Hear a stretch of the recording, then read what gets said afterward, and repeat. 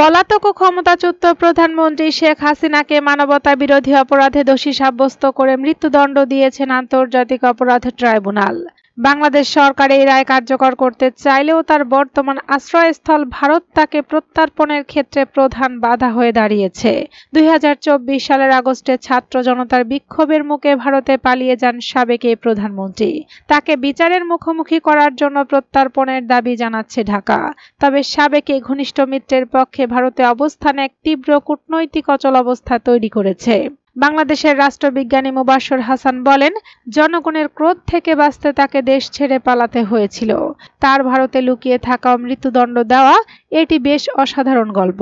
শেখ হাসিনার রাজনৈতিক যাত্রা ট্র্যাজেডি, নির্বাসন ও ক্ষমতার এমন এক কাহিনী যা দেশের ইতিহাসের সঙ্গে ওতপ্রোতভাবে জড়িত। 1975 সালের আগস্টে এক নৃশংস সামরিক অভ্যুত্থানে শেখ হাসিনার বাবা মা ও 3 ভাইকে ঢাকার বাড়িতে হত্যা করা হয়। তখন পশ্চিম জার্মানিতে থাকায় হাসিনা ও তার বোন প্রাণে বেঁচে যান। CNN বলছে, হত্যাকাণ্ডের পর জেনারেল জিয়াউর রহমান ক্ষমতায় আসেন। এই পরিস্থিতিতে হাসিনা ভারতে 6 বছরের নির্বাসনে যেতে বাধ্য হন, যা তার উপর ভারতীয় রাষ্ট্রের প্রতি গভীর শ্রদ্ধার ছাপ ফেলে। 1981 সালে তিনি দেশে ফিরে আওয়ামী লীগের নেতৃত্ব গ্রহণ করেন। 1996 সালে তিনি প্রথমবারের মতো প্রধানমন্ত্রী হন। ক্ষমতায় এসে তার প্রথম কাজ ছিল 1975 সালের অভ্যুত্থান ও পরিবারের হত্যাকাণ্ডে জড়িতদের বিচারের ঘোষণা দেওয়া। শেখ হাসিনা দেশে ফেরার পর থেকে চিরপ্রতিদ্বন্দ্বী বেগম খালেদা জিয়ার সঙ্গে তার ব্যক্তিগত ধ্বংসাত্মক দ্বন্দ্ব শুরু হয়। এক মেয়াদ প্রধানমন্ত্রী থেকে ক্ষমতা হারানোর পর তিনি যখন 2008 সালে আবার ক্ষমতায় ফেরেন, তখন তাকে একজন বদলে যাওয়া নেতা হিসেবে দেখা যায়। তখন তিনি ছিলেন আরো কঠোর এবং দীর্ঘ সময়ের জন্য নিজের ক্ষমতা সুরক্ষিত করতে দৃঢ়প্রতিজ্ঞ। পরবর্তী 15 বছরে শেখ হাসিনা শক্তিশালী অর্থনৈতিক প্রবৃদ্ধির যুগের সূচনা করেন। একই সঙ্গে তিনি ভারতকে গুরুত্বপূর্ণ আঞ্চলিক সমর্থন প্রদান করেন। কিন্তু সমালোচকরা সতর্ক করেন যে তার সরকার একদলীয় ব্যবস্থার দিকে এগিয়ে যাচ্ছিল। রাজনৈতিক সহিংসতা, ভোটারদের ভয় দেখানো, বিরোধী ব্যক্তিত্বদের হয়রানির ক্রমবর্ধমান প্রতিবেদন নিয়ে উদ্বেগ প্রকাশ করা হয়। গত বছর শুরু হওয়া ছাত্র নেতৃত্বাধীন আন্দোলন শেখ হাসিনার রাজনৈতিক ইতিহাসে ভিন্নভাবে প্রভাব ফেলে। সরকারি চাকরির কোটা নিয়ে শুরু হওয়া ছাত্র বিক্ষোভ দ্রুত তার পদত্যাগের দাবিতে দেশব্যাপী বিক্ষোভে পরিণত হয়। জাতিসংঘের মানবাধিকার অফিসের তথ্য মতে সরকারের প্রতিক্রিয়া ছিল এক নৃশংস দমনপীড়ন, যার ফলে 1400 জনেরও বেশি মানুষ নিহত হয়েছিল। কিন্তু এই রক্তপাত আন্দোলনকে দমন করতে পারেনি। এটি জনগণের ক্ষোভকে অপ্রতিরোধ্য শক্তিতে পরিণত করে, যা শেষ পর্যন্ত তার সরকারকে উৎখাত করে। রাষ্ট্রবিজ্ঞানী হাসান বলেন, তাকে পালাতে হয়েছিল। এই কাজ নিজের অপরাধে নিজেই স্বীকারের একটি স্বীকৃতি। জনগণ বাহিনী সবাই তার বিরুদ্ধে ছিল, কারণ সীমা লঙ্ঘন করেছিলেন তিনি হত্যা করেছিলেন। তার আদেশে এত মানুষ হত্যার শিকার হয়। শেখ হাসিনার অনুপস্থিতিতে তারই প্রতিষ্ঠিত আন্তর্জাতিক অপরাধ ট্রাইব্যুনালে তার বিচার করা হয় এবং তাকে মৃত্যুদণ্ড দেওয়া হয়।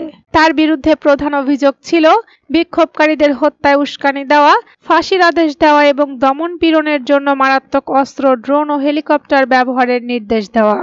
আদালত নিশ্চিত প্রমাণ পেয়েছে যে ছাত্র বিক্ষোভকারীদের হত্যার নির্দেশ তিনি নিজেই দিয়েছিলেন।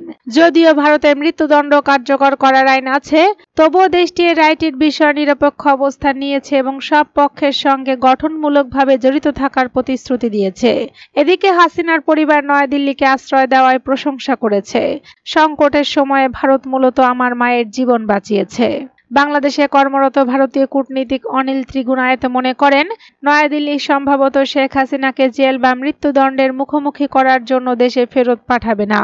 তিনি ব্যাখ্যা করেন, ভারত ও বাংলাদেশের প্রত্যর্পণ চুক্তিতে একটি ব্যতিক্রমী নিয়ম আছে। এই নিয়মের ফলে যদি কোনো রাষ্ট্র মনে করে অপরাধটি রাজনৈতিক উদ্দেশ্য হয়েছে, তবে তারা প্রত্যর্পণ প্রত্যাখ্যান করতে পারে। তবে ত্রিগুণায়ত আরও জানান, যেহেতু হাসিনা এখনও তার সমস্ত আইনি সুযোগ ব্যবহার করেননি, তাই ভারত তাকে ফেরত পাঠানোর জন্য কোনো তাড়াহুড়ো করবে না। যেদিন শেখ হাসিনাকে সাজা দেওয়া হয়, সেদিন বাংলাদেশের পররাষ্ট্র মন্ত্রণালয় ভারতকে অবিলম্বে তাকে হস্তান্তরের আহ্বান জানিয়েছিল এবং বলেছিল এটি উভয় দেশের জন্য বিদ্যমান দ্বিপাক্ষিক প্রত্যর্পণ চুক্তি অনুসারে ভারতের দায়িত্ব। হাসিনার মৃত্যুদণ্ড আগামী ফেব্রুয়ারির নির্বাচনের জন্য এক উত্তেজনাপূর্ণ পর্যায় তৈরি করেছে। আওয়ামী লীগের কার্যক্রম এখন নিষিদ্ধ। এর নেতৃত্ব ছত্রভঙ্গ হয়ে আছে। এই পরিস্থিতিতে নোবেল শান্তি পুরস্কারপ্রাপ্ত অধ্যাপক মোহাম্মদ ইউনূসের নেতৃত্বাধীন অন্তর্বর্তী সরকার জাতিকে তার গভীর মেরুকৃত রাজনৈতিক সংস্কৃতি থেকে বের করে আনার এক বিরাট দায়িত্বের মুখোমুখি হয়েছেন। বিশেষজ্ঞরা বলেছেন, আওয়ামী লীগের অনুপস্থিতি তার প্রধান প্রতিদ্বন্দ্বী বেগম খালেদা জিয়ার বাংলাদেশ জাতীয়তাবাদী দল ও অন্যান্য ছোট দলের জন্য রাজনৈতিক ক্ষেত্র উন্মুক্ত করলেও গভীর বিভাজনগুলো সহজে সমাধান করা যাবে না। এখন প্রশ্ন হলো, শেখ হাসিনার পতন কি একটি বিষাক্ত যুগের সমাপ্তি, নাকি কেবলই অনিশ্চিত এক নতুন অধ্যায়ের সূচনা?